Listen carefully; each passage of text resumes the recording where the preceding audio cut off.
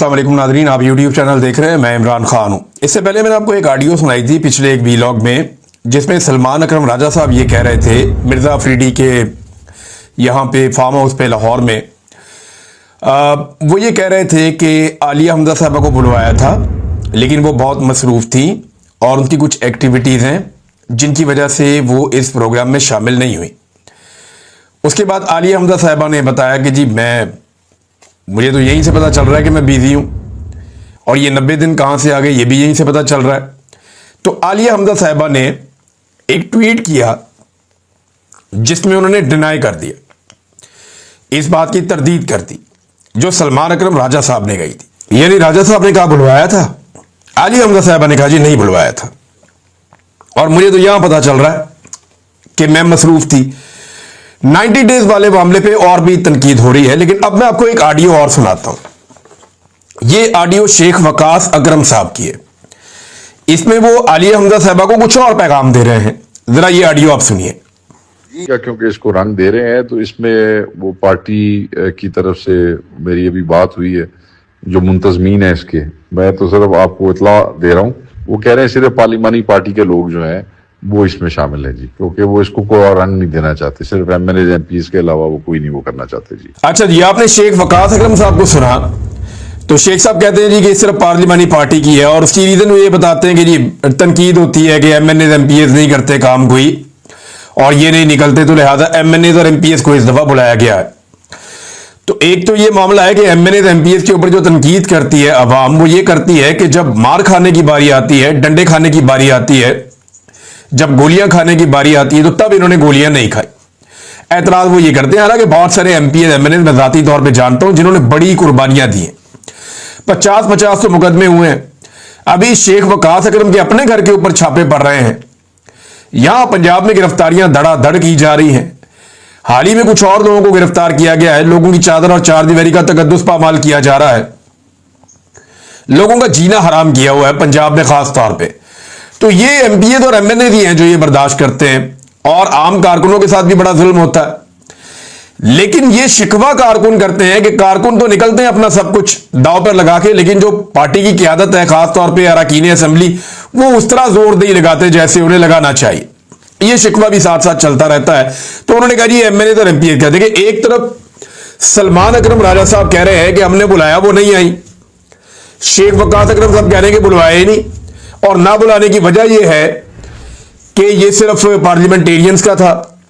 अगर ground reality आप देखें तो मिर्जा अफरीदी के फार्म हाउस पे बेशुमार ऐसे लोग मौजूद थे जो पार्लियामेंटेरियंस नहीं थे।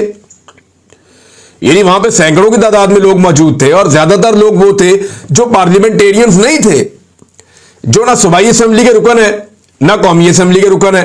तो अगर वो सब लोग आ गए तो फिर मिर्जा अफरीदी खुद भी तो वहां मौजूद था ना, वो भी तो पार्लियामेंटेरियन नहीं है, तो वो भी वहां मौजूद था।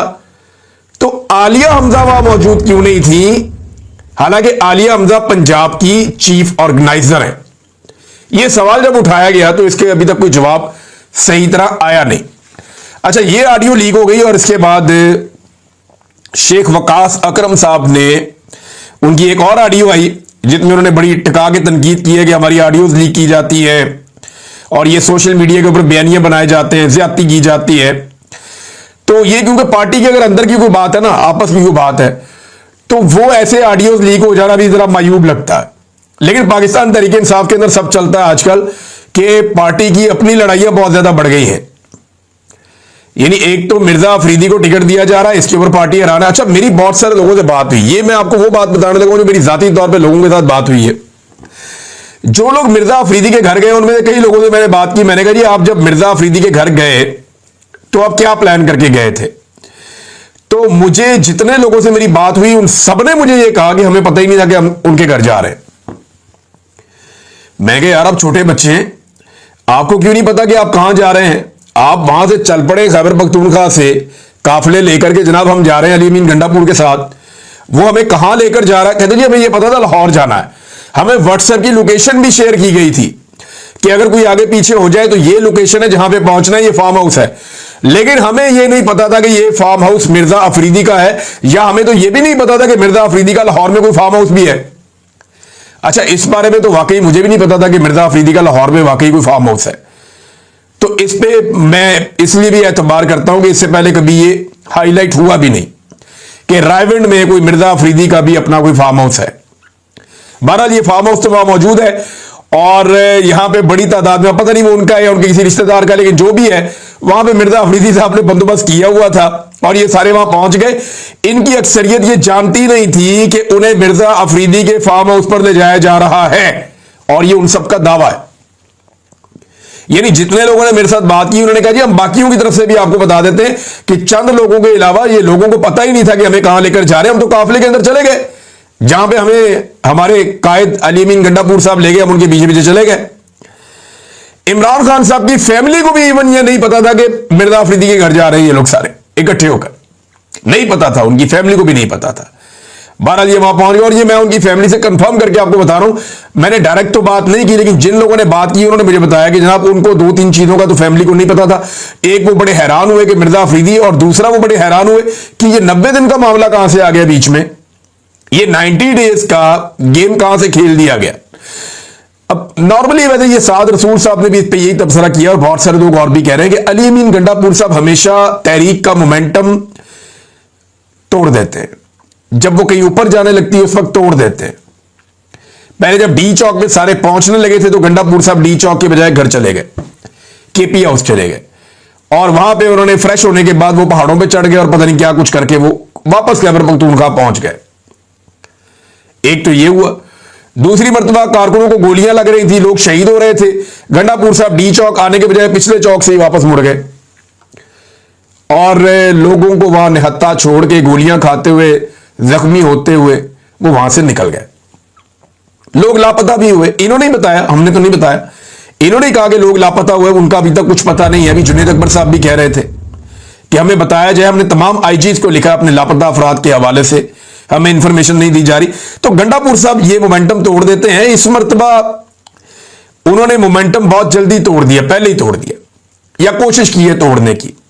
मैं बताता हूं ग्राउंड पे क्या हो रहा है, वो चीजें आपके साथ शेयर करता हूं, लेकिन 90 दिन वाला मामला कहां से आया इस पे सारे हैरान है। ये इमरान खान साहब के रिश्तेदार हैं अहमद खान न्याजी, उनका मैं स्टेटमेंट सुन रहा था और उन्होंने क्या कहा इस बारे में लोग काफी वहां गुस्से में थे। वो एक खिताब कर रहे थे अहमद खान न्याजी, उन्होंने क्या कहा जरा ये भी आप सुन लें।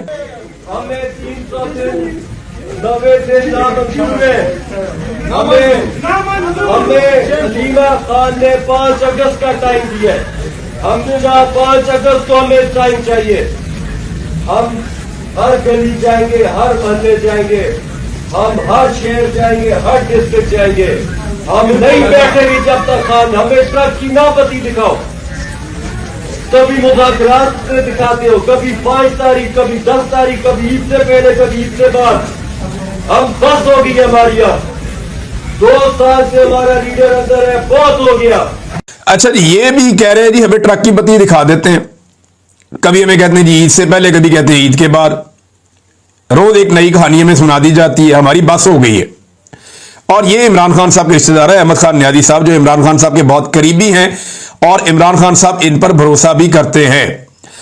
अब मामला आ जाता है मिर्जा अफरीदी।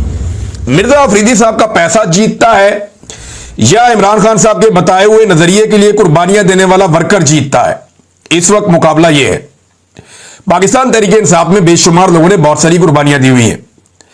मैं किसी भी एक सेनेटर का नाम नहीं लेना चाहता, लेकिन ये वो बाकी लोग हैं जो उम्मीदवार हैं जिन्होंने काफी कुर्बानियां दी हुई हैं और इमरान खान साहब ने जेल से उनका नाम लिया हुआ है। और बाकायदा पाकिस्तान तहरीक इंसाफ के वो लोग जो जेल में इमरान खान साहब से तवातर के साथ मिलते हैं, उन्होंने ये बताया कि इमरान खान साहब ने बार बार सेनेटर्स के नाम बताए हैं और उन्होंने मिर्जा अफरीदी का नाम नहीं लिया। लेकिन गंडापुर साहब या इनके करीबी लोग जो है वो ये कहते हैं कि मिर्जा अफरीदी को टिकट देना है। अभी ये पैसा जीतता है या नजरिया जीतता है, मुकाबला इस बात का है। और क्या इमरान खान साहब वाकई में चंदे की बुनियाद के ऊपर टिकट दे देंगे? जेल में बैठ गए इस वक्त कि जनाब एक आदमी चंदा दे रहा है तो उसको टिकट दे देते हैं। चंदा तो पाकिस्तान तहरीक इंसाफ को बेशुमार मिल जाता है। ये तो जब मामला खुलेंगे तब पता चलेगा कि चंदा किस से दिया। लोग रसीदें लेकर बैठे हुए हैं, लोग जो है लिख लिख के पर्चियां रख के बैठे हुए हैं कि हमने इतना इतना चंदा दिया था और उसके बदले हमें मायूसी मिली है। खैबर पख्तूनख्वा में भी और ओवरसीज में भी बेशुमार कहानियां चंदे के हवाले से, कितना चंदा इकट्ठा हुआ, कैसे इकट्ठा हुआ, ये आने वाले दिनों में आपको पता चलेगी। इमरान खान साहब बाहर आएंगे तो लोग उनको तफसीलात बताएंगे कि जनाब हमने कितना कितना चंदा दिया था और किस किस बंदे को पहुंचाया था। तो मिर्जा अफरीदी अकेला तो नहीं है, लेकिन मिर्जा अफरीदी साहब का पैसा जो है वो, यानी पैसा तो फिर पैसा होता है ना। और कुछ सहाफियों ने ये क्लेम किया पाकिस्तान में, मैं उन्हें सुन रहा था, उन्होंने कहा कि मिर्जा अफरीदी ने यह चैलेंज किया है कुछ सहाफियों के सामने कि मुझे अगर बहुत ज्यादा पैसा भी 1 अरब रुपए में भी एक एमपीए खरीदना पड़ा तो मैं खरीदूंगा और मैं सेनेटर बन के दिखाऊंगा। यह चैलेंज मिर्जा अफरीदी साहब ने किया। तो ठीक है जी, वो चैलेंज कर सकते हैं, उनके पास बहुत सारा पैसा है। और अभी मैं देख रहा हूं हमारे कुछ सहाफी भी एक जैसे ट्वीट्स कर रहे हैं। नॉर्मली ये गलती एस्टेब्लिशमेंट के इशारों पर चलने वाले जो सहाफी हैं या एस्टेब्लिशमेंट की तरफ से जो व्हाट्सएप में पैगाम आता है, वो पैगाम चलाने वाले जो सहाफी हैं, नॉर्मली ये गलती उनसे होती है कि वो एक जैसा ट्वीट रीट्वीट कर देते हैं या एक जैसा ट्वीट कर देते हैं, उनके अल्फाज भी आगे पीछे नहीं होते, और ये कई मरतबा उनसे गलतियां हो चुकी हैं। ऐसे ही मिर्जा अफरीदी के लिए जिन सहाफियों ने ट्वीट किए उन्होंने एक जैसे ट्वीट कर दिए, और मिर्जा अफरीदी साहब की ताकत, पैसा और उनका असर रसूख बोल रहा है, और एस्टेब्लिशमेंट में भी उनके बड़े अच्छे मरासम हैं। ये गलती अमूमन जो है वो एस्टेब्लिशमेंट से जुड़े हुए सहाफी करते हैं, लेकिन अब ये दूसरी तरफ भी गलती हुई है, वरना एक जैसे हरूफ जो हैं वो हरफ बारफ ट्वीट नहीं हो सकते थे। बहरहाल आने वाले दिनों में बड़ी गेम होने वाली है, सहाफियों को चाहिए अपनी इज्जत बचाएं और मिर्जा अफरीदी को बिला वजह सपोर्ट करने से अपने आप को महफूज रखें, क्योंकि जो जो सपोर्ट करेगा उसका मतलब साफ जाहिर है। यानी इस वक्त एक ऐसा आदमी जिसका कोई नजरिया नहीं है, एक ऐसा आदमी जिसने कोई कुर्बानी नहीं दी, एक ऐसा आदमी जिसने इमरान खान की पार्टी की उस वक्त मजम्मत की जब पार्टी को इमरान खान की जरूरत थी, यानी 9 मई की मजम्मत करने का मतलब तो आप समझते हैं, और उसके बाद कभी इमरान खान साहब का मुड़ के पूछा भी नहीं, कभी सेनेट के अंदर उन्होंने आवाज नहीं उठाई, कभी उन्होंने सेनेट में डिप्टी चेयरमैन होने के बावजूद कभी कोई जोरदार तरीके से इमरान खान साहब के लिए आवाज नहीं उठाई, जोरदार क्या हल्की आवाज भी नहीं उठाई। और जब सीट खत्म होने लगी थी तो फिर एस्टेब्लिशमेंट की मर्जी से ही होता है, आपको पता है। एजाज चौधरी साहब का एक प्रोटेक्शन ऑर्डर जारी कर दिया जिसपे कभी भी अमल दरामद नहीं हुआ, वो तो अपनी इज्जत रखने के लिए यूसुफ रजा गिलानी साहब ने भी जारी किया है, जिस पर कोई अमल दरामद नहीं हुआ, क्योंकि एजाज चौधरी साहब कंप्रोमाइज नहीं कर रहे। तो मिर्जा अफरीदी साहब को जनाब अब टिकट देने में तुला हुआ है पाकिस्तान तहरीक इंसाफ का एक बड़ा हिस्सा, और सहाफियों के अंदर भी, यानी जो सहाफी इसकी मुखालफत हमने क्या करनी है, हमारा इस पॉलिटिकल पार्टी से ताल्लुक ही कोई नहीं, जिसको मर्जी टिकट दे जो मर्जी करें, लेकिन भाई ये चूरन तो ना बेचे ना कि जनाब ये पार्टी जो है वो नजरिए के ऊपर खड़ी है। अगर तो नजरिए के ऊपर खड़े हैं तो नजरियाती लोगों को टिकट मिलने चाहिए थे।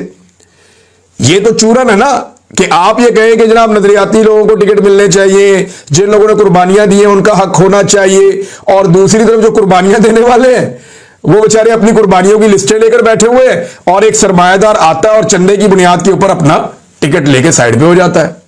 और इस वक्त सारा निजाम कोशिश कर रहा है कि जनाब उसको किसी तरह सेनेटर बनवा दे। हो सकता है बनवा भी दे, इस निजाम में यही होता है ना, जब शहबाज शरीफ वजीर आजम बन गया, जब आसिफ अली जरदारी सदर बन गया, तो क्या मिर्जा अफरीदी पाकिस्तान तहरीक इंसाफ के टिकट से सेनेटर नहीं बन सकता? बन सकता है, भी पैसे की और एस्टेब्लिशमेंट की ताकत है, और कुछ भी हो सकता है यहां पे। बहरहाल ये कोशिश की जा रही है, एक तरफ लीडरशिप की लड़ाइयां चल रही है, दूसरी तरफ पाकिस्तान तहरीक इंसाफ भी मोमेंटम पकड़ रही है। कैसे, मैं आपको बताता हूं। मोबिलाइजेशन वाकई हो रही है ग्राउंड पे। अगर ये लड़ाइयां ना हो ना, पाकिस्तान तहरीक इंसाफ में हरकतें ना हो, देखें ना, अब इमरान खान की बहनें अटियाला जेल के बाहर खड़ी होकर इंतजार कर रही थी, और ये एमपीए सारे इकट्ठे होकर खैबर पख्तूनख्वा से नहीं पहुंचे। वादा किया था इन्होंने, और ये वादा बाकायदा इमरान खान की बहनों ने बताया था कि ये सारों ने हमसे वादा किया है कि ये सब एमपीए इकट्ठे होकर, मिनिस्टर्स भी, वजीर आला भी, ये अटियाला जेल के बाहर पहुंचेंगे बजट पास करने से पहले। ये वादा किया था सबने। बजट उन्होंने पास कर लिया असेंबली में बैठ के, लेकिन अटियाला जेल नहीं पहुंचे। लेकिन अब आप ये देखें, और बहाना ये था कि जनाब पंजाब में जाएंगे तो पकड़े जाएंगे, हमारे ऊपर पर्चे वर्चे हैं, पंजाब में जाएंगे पकड़े जाएंगे। अब वही सारे एमपीए और एमएनए जो हैं वो इकट्ठे होकर पंजाब के दिल लाहौर के अंदर पहुंच गए मिर्जा अफरीदी के फार्म हाउस पे। मिर्जा अफरीदी की सपोर्ट भी हो गई, आलिया हमजा का पत्ता भी काट दिया और जो तहरीक के लिए 90 दिन का एक लंबा टाइम भी दे दिया, जो इमरान खान साहब की फैमिली को अभी तक इसके बारे में नहीं पता था और ना ही पाकिस्तान तहरीक इंसाफ के कारकुन या बाकी लीडर्स इसके बारे में जानते थे। मेरी जिन लीडर से बात हुई, जो लोग यहां पहुंचे थे मिर्जा अफरीदी के फार्म हाउस पे, और मैंने सबसे एक बार जरूर पूछी, मैंने कहा यार आप लोगों को अगर वहां जाके पता चला कि मिर्जा अफरीदी का फार्म हाउस है तो आप लोगों ने कोई बात क्यों नहीं की? तो इसका मुझे किसी ने जवाब नहीं दिया। उन्होंने कहा जी पार्टी का डिसिप्लिन होता है, अब हम पहुंच गए थे, हम क्या बात करते हैं वहां पे, हमें तो पहले पता ही नहीं था कि हमें कहां पे लाया जा रहा है। अब जब पहुंच गए तो फिर वहां जो बात उन्होंने की वो उन्होंने की। दूसरा मैंने कहा जी 90 डेज का, उन्होंने कहा जी हमें बिल्कुल इसके बारे में नहीं पता था कि 90 दिन का कोई नया फॉर्मूला आने वाला है, हम इसके बारे में नहीं जानते थे।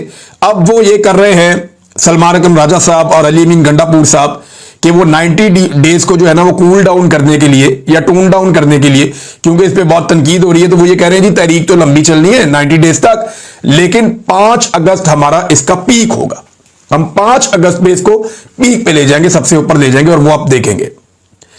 अब अगर 90 दिन में इमरान खान साहब को अली अमीन गंडापुर साहब नहीं करवा पाते रहा तो क्या वो सियासत छोड़ देंगे? ये एक बड़ा सवाल है ना। 90 दिन में से एक दिन तो गुजर गया, ये दूसरा दिन चढ़ गया आज, तो क्या वाकई वो सियासत छोड़ देंगे?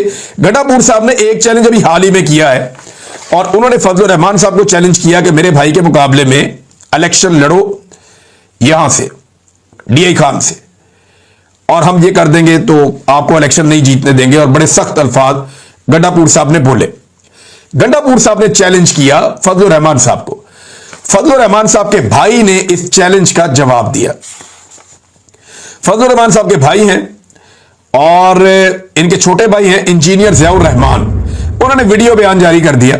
उन्होंने अली अमीन गंडापुर का इलेक्शन लड़ने का चैलेंज कबूल करते हुए कहा कि अली अमीन गंडापुर तुम्हारा चैलेंज कबूल है, तुम्हारी औकात नहीं कि फजलुर रहमान तुम्हारा चैलेंज कबूल करे। अच्छा, गंडापुर साहब ने यह कहा था कि डीआई खान से मेरे भाई के खिलाफ इलेक्शन जीत कर दिखाएं, यानी मेरा भाई रिजाइन करेगा, दोबारा इलेक्शन करवा देते हैं और मेरे भाई को इलेक्शन हरा कर दिखाओ। मौलाना फजलुर रहमान ने इलेक्शन जीत लिया तो मैं इस्तीफा दे दूंगा, यह गंडापुर ने कहा था। अब उनके जो छोटे भाई हैं उन्होंने यह चैलेंज कबूल कर लिया। उन्होंने कहा मुफ्ती महमूद के इस बेटे से मुकाबला करके दिखाओ, तुम्हारी औकात भी नहीं है, मौलाना फजलुर रहमान तुम्हारा चैलेंज कबूल करे। मौलाना साहब ने तो तुम्हारे लीडर को इक्तदार की कुर्सी से घसीट कर निकाला था। वैसे मौलाना फजलुर रहमान साहब बता चुके हैं कि जनरल बाजवा और जर्नैलों के कहने के ऊपर उन्होंने ये तहरीक बनाकर पीडीएम की इमरान खान साहब की हुकूमत गिराई थी और उसमें एस्टेब्लिशमेंट ने और जर्नैलों ने उनकी मदद की थी, और वहां पे मौलाना फजलुर रहमान साहब एस्टेब्लिशमेंट की तरफ से खेल रहे थे, जिनकी तरफ से वो अक्सर खेलते हैं। लेकिन मौलाना फजलुर रहमान साहब के भाई ने अली अमीन गंडापुर का चैलेंज कबूल किया। अब देखते हैं कि गंडापुर साहब वाकई में उन्होंने हकीकत में ये चैलेंज किया था या सिर्फ एक बड़क मारी थी, और अगर उन्होंने वाकई हकीकत में चैलेंज किया था तो उन्हें अपने भाई को एक दफा इस्तीफा दिलाना पड़ेगा, फिर दोबारा इलेक्शन करवाना पड़ेगा, और उस इलेक्शन में फिर देखेंगे कि उनका भाई इलेक्शन जीतता है या फजलुर रहमान का भाई इलेक्शन जीतता है। तो ये चैलेंज जनाब कबूल हो गया है। नादरीन, जो पब्लिक में मोमेंटम बन रहा है उसमें कुछ जगहों पे बड़ा जबरदस्त लोगों ने निकल के बाहर शो ऑफ पावर की है। पाकिस्तान तहरीक इंसाफ से मोबिलाइजेशन जो हो रही है सिंध में, आजाद कश्मीर में और बलूचिस्तान में, 3 जगहों के ऊपर बड़े इज्तिमात हुए हैं। टंडो जाम मोहम्मद खान में रैली निकाली पाकिस्तान तहरीक इंसाफ ने, बड़ी तादाद में लोग निकले। लोराली बलूचिस्तान में भी बड़ी तादाद में लोग निकले हैं। कोटली आजाद कश्मीर में लोगों ने बहुत बड़ी एक रैली निकाली है इमरान खान साहब के लिए। और आज के दिन में सुहेल अफरीदी साहब ने अपने हल्के में प्रोग्राम किया, और एक प्रोग्राम जो है वो मर्दान में आज आतिफ खान के घर से एक रैली निकलेगी, उनका घर जहां पे है वहां से रैली निकलेगी मर्दान में पाकिस्तान तहरीक इंसाफ की। और देखते हैं कि यहां पे कैसा मोमेंटम बनता है। खैबर पख्तूनख्वा में बहरहाल अवाम निकल रही है, अवाम शिकवा तो करते हैं लीडरशिप से, लेकिन अवाम हार नहीं मानती, अवाम हर जगह पे निकलती है, बार बार निकलती है।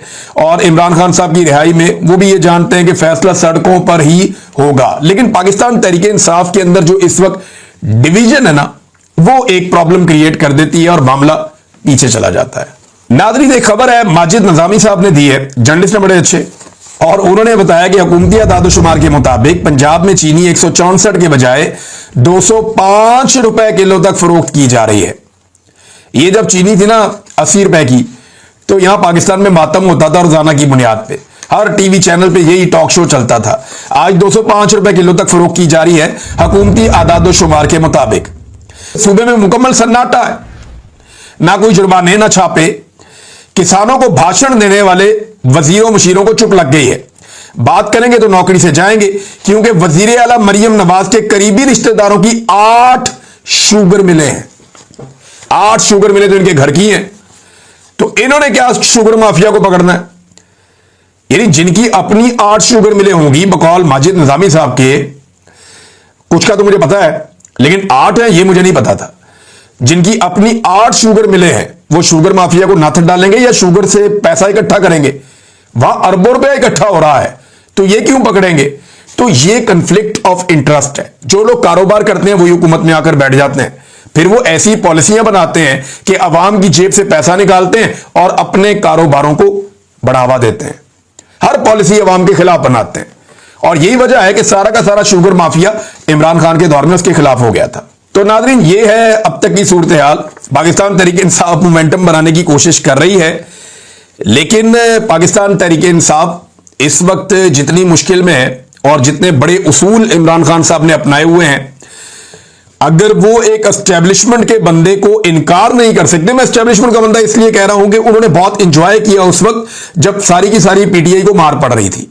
इस बुनियाद पे मैं ये इज्यूम कर रहा हूं, और ये मेरा तज्जिया है कि जिस आदमी को मार नहीं पड़ी और बाकी सबको मार पड़ रही थी, इसका मतलब है उसके एस्टेब्लिशमेंट से ताल्लुकात अच्छे हैं। अगर उनका बंदा अकोमोडेट हो रहा है तो उनके खिलाफ आप तहरीक कैसे चलाएंगे? सवाल ही पैदा